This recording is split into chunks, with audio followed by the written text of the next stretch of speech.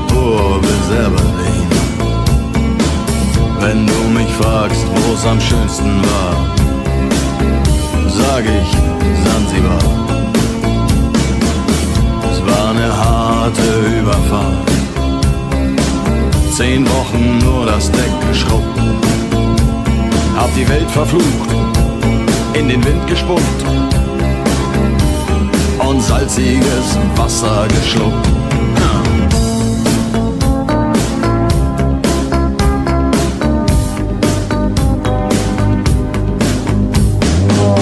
Als wir den Anker warfen, war es himmlische Ruhe und die Sonne stand senkrecht am Himmel.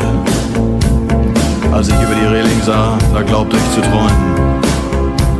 Da waren 1000 Boote und sie hielten auf uns zu. In den Booten waren Männer und Frauen, ihre Leiber glänzten in der Sonne. Und sie sangen ein Lied, das kam mir seltsam bekannt vor. Aber so hatte ich's noch nie gehört. So hatte ich's noch nie gehört.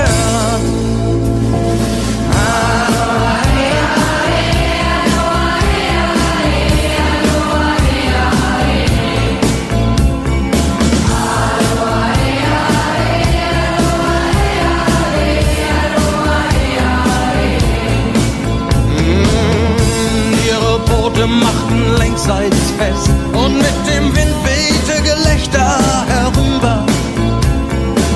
Sie nahmen ihre Blumenkränze ab und warfen sie zu uns herüber. Hey, und schon war die Party im Gange.